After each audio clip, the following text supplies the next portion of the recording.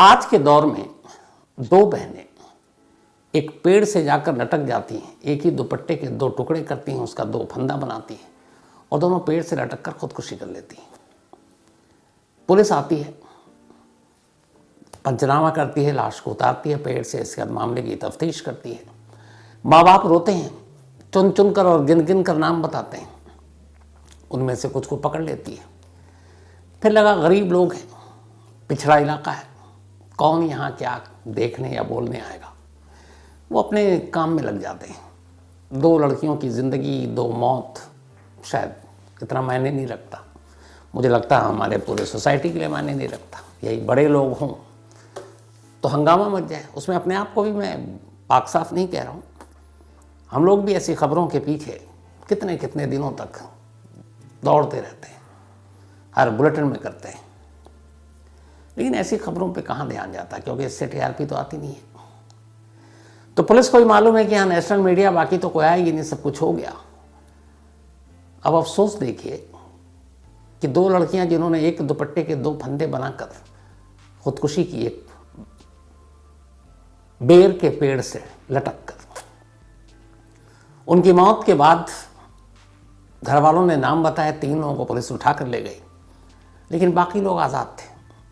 उनमें से कुछ रिश्तेदार अब उस लड़की के दोनों घर पहुंचते हैं और कहते हैं कि अगर तुम लोगों ने अपना मुंह खोला, तुम्हें पता नहीं हमारे पास कितने पैसे हैं, तुम लोगों की औकात क्या, गरीब हो, मजदूरी करते हो हमारे ईंट भट्टे पर, मुकदमा होगा देख लेंगे, थाना कचहरी देख लेंगे, पर खिलाफ जाओगे और गवाही दोगे तो फिर कहीं का नहीं छोड़ेंगे।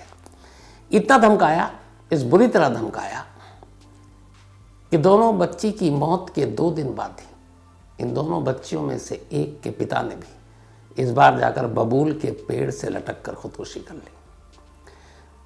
सोचिए आज के दौर की कहानी है, 21वीं सदी में हम 2024 क्या क्या कुछ नहीं पाया, क्या क्या नहीं कर रहे हैं, क्या तरक्की कर रहे हैं, सब कुछ है।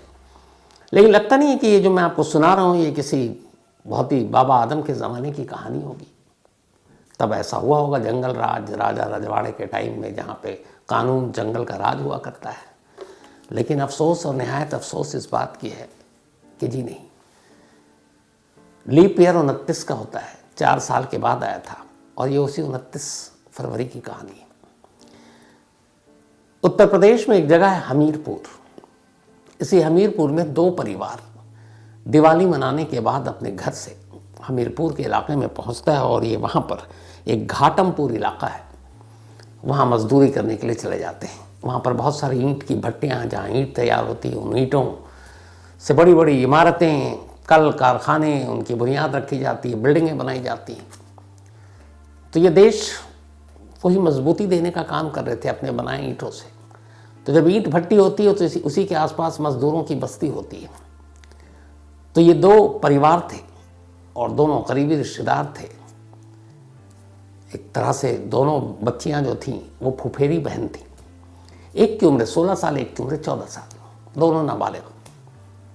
घाटमपुर में माँ बाप ईंट की भट्टियों में काम करते, ये लोग घर का चूल्हा संभालती। परिवार चल रहा था। दिवाली के बाद ये लोग पहुँचे थे वहाँ पर, और अब ये था कि शायद होली में फिर घर लौटेंगे। अभी इसी महीने होली है, और फिर उसके बाद वापस आएंगे ताकि ज़िंदगी चलती रहे। लेकिन अभी 29 फरवरी से एक दिन पहले एक इंसिडेंट होता है। ये दोनों बच्चियां अपने गांव जहां पर रहती थीं उसी के आसपास थीं, शाम को खेल रही थीं। तभी इस भट्टी के जो इंचार्ज थे, जिस ईंट की भट्टी पे ये लोग काम करते थे, उनके ठेकेदार और उसके बेटे, उनके रिश्तेदार, ये लोग देखते हैं। और चूंकि उसके माँ बाप उसी की भट्टी पर काम करते हैं, ठेकेदार को ये लोग जानते हैं, अक्सर खाना पहुंचाने के लिए आना जाना सब कुछ था। शाम का वक्त था, ठेकेदार और उनके बेटे और बाकी लोगों की नीयत बिगड़ जाती है। वो उन लड़कियों को काम के बहाने भट्टी के करीब ले जाते हैं और फिर उनसे ज़बरदस्ती करने की कोशिश करते हैं। दोनों बच्चियाँ इसका विरोध करती हैं। जब विरोध करती हैं तो वो धमकाते हैं, और उस धमकी के साथ उनके मुंह में शराब की बोतल लगा देते हैं जबरन, नहीं पियोगे तो मार देंगे। और उसके बाद जबरन उनको शराब पिलाने के बाद उन दोनों बहनों से बारी बारी से 3 लोग रेप करते हैं। और जब 2 लोग एक साथ रेप कर रहे होते हैं तो तीसरा मोबाइल पे शूट कर रहा होता है। इसके बाद धमकी देकर और मोबाइल दिखाकर देखे हुए इसमें तस्वीरें हैं और अपना मुंह बंद रखना वरना अंजाम बुरा होगा, और उन लड़कियों को भेज दिया जाता है। दोनों लड़कियां घर आती हैं। अब उन्हें पता है कि उनके साथ क्या हुआ, उन्हें यह भी पता है कि उनकी पूरी इज्जत एक कैमरे में कैद है। कल को गांव में माँ बाप को, रिश्तेदारों तक ये तस्वीरें पहुंचेंगी तो माँ बाप का सर शर्मिंदगी से झुक जाएगा। माँ बाप को खाना खिलाया, हिम्मत देखिए लड़कियों की, दोनों आई क्योंकि खाना वही खिलाती थी। उन्होंने कहा कि आप दोनों खाना खा लीजिए, यह आखिरी बातचीत है। माँ बाप को खाना बना कर दिया, उसी हाल में खाना खिलाया। फिर दोनों बहनों ने कहा कि हम अभी आते हैं। रूटीन था, थोड़ी देर बाहर टहल लेते थे। इसके बाद दोनों घर से बाहर निकल गई। बाहर निकली, वापस नहीं आई। पूरी रात माँ बाप ने ढूंढा, दोनों परिवार ने मिलकर, दोनों चचे फुफेरी बहनें जो है वो मिली ही नहीं। अंधेरा भी था, सुबह हो गई। सुबह अचानक ये लोग ढूंढ ही रहे थे, तभी ईंट के भट्टे से करीब 300 मीटर दूर एक बेर के पेड़ के नीचे का मंजर चीखें निकालने वाला था। उस पेड़ से 2 लाशें लटक रही थी। ये दोनों उन्हीं चचेरी बहनों की थी। गले में फंदा जो था वो एक दुपट्टे का था, और उस एक दुपट्टे से उसको फाड़ कर 2 फंदे तैयार किए गए थे। बात आसपास में फैल गई, बदहवास माँ बाप आए, रोना पिटना हो गया। इसके बाद पुलिस को खबर दी गई, पुलिस आई तो इत्तेफाक से इनकी एक रिश्तेदार को ये बात उन दोनों बहनों ने बताया कि हमारे साथ क्या हुआ और हमें अब वो लोग धमका रहे हैं। हमारी कुछ तस्वीरें उन्होंने उस हालत में नींद बेहोशी की, क्योंकि उन्होंने पहले हमें जबरन शराब पिलाई, फिर हमारे साथ ये काम किया और धमकी दी है कि तुम्हें तुम्हारे घर वालों को फिर बर्बाद कर देंगे। तो उसने माँ बाप को बताया। इत्तेफाक से जब ये बात हो रही, उसी ईंट के भट्टी के आसपास, उस ईंट की भट्टी के जो बाकी मालिकान हैं वो भी वहाँ पे मौजूद। उनमें से कहा कि देख, अगर हमारे मालिकों के नाम आए तो तुझे बर्बाद कर देंगे, खामोश रहना। इसके बाद पुलिस आती है, पेड़ से लाश उतारती है, पोस्टमार्टम होता है, रेप की कंफर्मेशन होती है, और फिर पुलिस की मौजूदगी में ही उन दोनों बच्चों का अंतिम संस्कार कर दिया जाता है। पुलिस परिवार को भरोसा दिलाती है, और इस भरोसे के साथ पुलिस 3 लोगों को, चूँकि गाँव में अब गुस्सा भी भड़क गया था, एक ठेकेदार जिसका नाम राम स्वरूप, उसका बेटा रज्जू और भांजा संजू, इन तीनों को गिरफ्तार कर लेती है। अब पुलिस इन तीनों को गिरफ्तार करके ले गई। पुलिस का काम खत्म। उन्होंने कहा पोस्टमार्टम करा दिया, लाश का अंतिम संस्कार करा दिया, इनको गिरफ्तार कर लिया, अब देखेंगे। माँ बाप को समझा दिया। अब इधर माँ बाप अकेले हैं। जो धमकी दी गई थी वही धमकी अब सच होने का वक्त आ रहा था। माँ बाप अकेले, तीनों हवालात में। अब उनके रिश्तेदार, उनके यहाँ से पहले महिला आई, फिर पुरुष, और दोनों बच्चियों के पिता को, उनके घर वालों को अब धमकाने का काम शुरू कि तुम हमारे ईंट के भट्टे पर मजदूरी करते हो, तुम्हारी कोई हैसियत औकात नहीं है। जो हुआ हुआ, शायद नशे के आलम में हो गया, बट तुम्हारी बच्ची ने खुद खुदकुशी की है। हमारे लोगों के खिलाफ अगर तुमने गवाही दी और सारी चीज़ें बताई तो फिर तुम लोगों को भी एक एक कर बर्बाद कर देंगे, हो सकता मार डालें, और तुम सब भी एक एक कर खुद ही एक दिन खुदकुशी कर लोगे। फिर उन्होंने बाकायदा उस वीडियो का हवाला दिया। जब ये हवाला दिया, धमकी मिली, माँ बाप ने हिम्मत नहीं हारी, वो फिर पुलिस के पास गए। उन्होंने कहा साहब, जो हमारी बच्चियों के कातिल हैं, जिन्होंने उसकी इज्जत लूटी है, वो लोग आए हैं और उन्होंने धमकी दी है, और ये भी कह रहे हैं कि उनके पास कुछ तस्वीरें हैं उनके मोबाइल में, जिससे हमें पूरे परिवार, बिरादरी, मोहल्ले, गाँव में बदनाम कर देंगे। सोचिए, अभी तक पुलिस को भी नहीं मालूम। जब माँ बाप कंप्लेन करते हैं, पुलिस उन तीनों के पास से जब मोबाइल टटोलती है, खंगालती है मंगाकर, तो उसमें वो सारे उस पल की तस्वीरें कैद थी। पुलिस उन तस्वीरों को पहले डिलीट करती है, क्योंकि दोनों बच्चियां मर चुकी थी। बाकी मोबाइल को फॉरेंसिक जांच के लिए भेजती है, इनसे पूछती है, वो एक्सेप्ट करते हैं। फिर पुलिस भरोसा दिलाती है, लेकिन ये नहीं कि कम से कम इन बच्चों के घर वालों को आप प्रोटेक्शन दे सको। कोई 2 पुलिस वाले ही भेज देते। ऐसा हुआ नहीं, क्योंकि मामला बहुत दूर दराज गांव का होता है, इतनी सारी चीज़ें कहाँ होती हैं। तो शहरों के लिए, बड़े लोगों के लिए तमाम चीज़ें। खैर, अब उन्होंने पुलिस को तो बता दिया ये बात। जो ठेकेदार हैं, बड़े लोग हैं, पुलिस वालों में भी उनकी कुछ ना कुछ पहुँच तो होती है। उसके ज़रिए उनके फैमिली को पता चला, फिर वो लोग पहुँचे। मतलब आप सीना जोरी, और वो देखिए, उनके अंदर की खौफ नाम की चीज़ नहीं है। फिर पहुँचे इन दोनों बच्चियों के घर और कहा कि देखो, अगर तुमने अपनी ज़ुबान बंद नहीं रखी तो तुम्हारा हश्र भी वही होगा। केस वापस ले लो, बयान मत देना, और तुम बस ये बता देना कि उन्होंने अपनी मर्जी से खुदकुशी की है। तुम्हारी भलाई भी इसी में है और हम सबकी भलाई भी इसी में है। उन्होंने पैसों की भी लालच दी, लेकिन गरीब ज़रूर थे, इज्जतदार थे। इन धमकियों से इतना ज़्यादा तंग आ गए, बल्कि धमकियों के साथ साथ उन्हें पीटा भी, और पीटने के बाद कहा कि ये नमूना है, फिर तुम्हें बताएंगे। वो चले गए। लगातार 2-3 दिन की धमकियाँ, बेटियों की लाशें बेर के पेड़ से झूलती हुई, वो मंजर, और उन दोनों के साथ जो हुआ वो सोचकर ये इतने घबरा गए कि इन्हें लगा कि ये ज़िंदगी क्या है।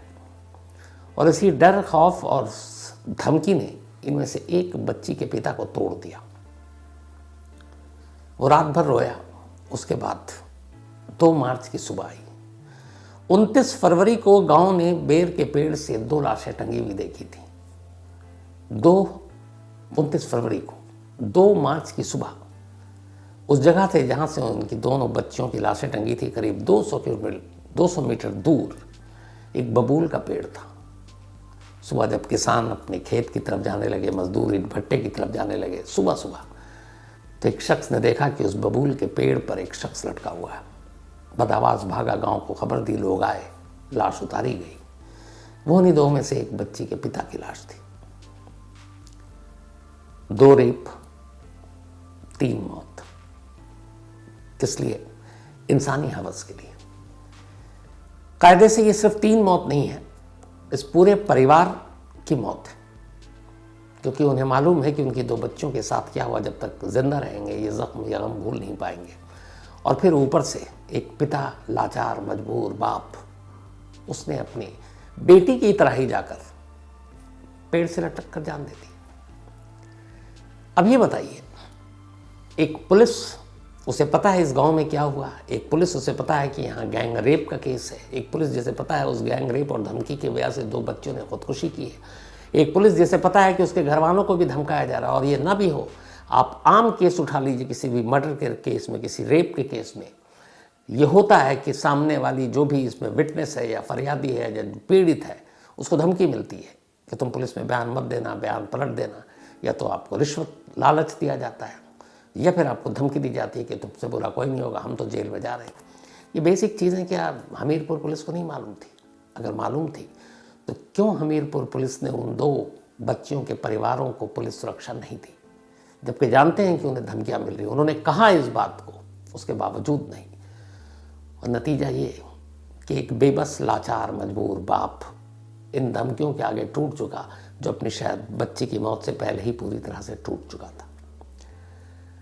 अब मैंने जो शुरू में कहा, कौन है इसके लिए जिम्मेदार, और ये क्या है सिस्टम जहां पर आज के दौर में भी ऐसे गुनहगारों को इस तरीके से आप पुलिस लेती है जैसे एहसान कर रही है। ये वो केसेस हैं जिसमें पुलिस को एक मिसाल क्रिएट करनी चाहिए, लेकिन यहाँ पर बात वही है। ये एक फलाने दूर के पिछड़े या गांव का मामला है, एक ईंट के भट्टी में काम करने वाले 2 बेहद गरीब मजदूर परिवार की 2 बेटियों का मामला है। अगर इसी को पलट दीजिए, ये किसी मेट्रोपॉलिटन सिटी, दिल्ली, मुंबई, कोलकाता, चेन्नई, बेंगलुरु, यहाँ गोवा, इसका इंसिडेंट होता, यहीं कोई बड़े घराने के ये लड़के होते, या फिर इस तरह की चीज़ें होती, मीडिया में भी लाइमलाइट, पुलिस भी पूरी तरह से एक्शन अलर्ट मोड पे होती और सब कुछ होता। इसके लिए किसी एक को कसूरवार या जिम्मेदार नहीं ठहराना चाहिए। अगर ऐसा करते हैं तो मैं भी बेईमानी करूँगा, गलत है। इसके लिए हम सब हम सब जिम्मेदार हैं, क्योंकि ऐसी चीज़ें होती हैं तो एक तो हम लोग, आम लोग, ये सोचकर बैठ जाते हैं कि यार वहाँ हुआ है, हमारा से क्या लेना देना, हमारे घर में नहीं हुआ, हम लोग ठीक हैं, सेफ हैं, महफूज हैं। पुलिस, उसे लगता है कि यार इनका मामला, आवाज़ इनको कौन उठाएगा। मैं तो अभी बात कर रहा हूँ, आप कोर्ट में देखिएगा, ये सारे के सारे बाहर होंगे, मजबूत केस तैयार नहीं होगा। कौन उस वक्त जाकर पूछेगा कि इनके डीएनए तुमने सैंपल लिए भी कि नहीं लिए, डीएनए मैच हुआ कि नहीं हुआ, विटनेस कहाँ गए, सारे पलट जाएंगे। क्यों? क्योंकि गुमनाम गरीब मजदूर लोगों की मौत है, और गरीब मजदूरों की इज्जत तो कुछ होती नहीं है। पॉलिटिशियन, उनका भी काम यही है कि जहाँ बड़ी चीज़ें हों, जहाँ भीड़ हो, जहाँ गुस्सा हो, जहाँ मीडिया का कवरेज हो रहा, वहाँ वो पहुँच जाएंगे, क्योंकि उनको भी वोट चाहिए, और वो हमदर्दी जताएंगे, भाषण देंगे, निकल लेंगे। मीडिया यानी हम लोग जो ऐसी खबरों पे बड़ी मुश्किल से कि अच्छा ठीक है यार, मतलब ये होता ना कि चलो एक रस्म निभानी है तो रस्म निभाने के लिए कर दो, वैसे नहीं। जैसे बड़ी बड़ी खबरें हैं जिसके पीछे पड़ गए, बड़ी भी क्या किसी को भी, अब जैसे एग्जाम्पल के तौर पर काला जठेड़ी की शादी हो रही है, अब इससे सोसाइटी, समाज, बाकी सबका क्या होना है। लेकिन मुझे ही देखिए ना, मैं ही आपको अब तक 2 बार तो सुना चुका हूँ, हो सकता है आने वाले 12-13 मार्च को और भी सुनाऊंगा, क्योंकि शादी है। तो हम सब जिम्मेदार हैं, हम सब गुनहगार हैं, और जब तक हम सब इस जिम्मेदारी को पहचानेंगे नहीं, इस तरह की चीज़ें होती रहेंगी जो बेहद अफसोसनाक है। इस वीडियो के माध्यम से समाज में घट रही घटनाओं से लोगों को जागरूक करने के कार्य कर रहे हैं हम। इस वीडियो के उद्देश्य किसी को आहत पहुंचाना नहीं है। इस वीडियो की पूरा क्रेडिट सर शाम्स ताहिर खान जी को जाते हैं। ऐसे और वीडियो देखने के लिए चैनल को सब्सक्राइब जरूर करें। वीडियो अच्छी लगी तो लाइक, कमेंट, शेयर जरूर करें। Thank you.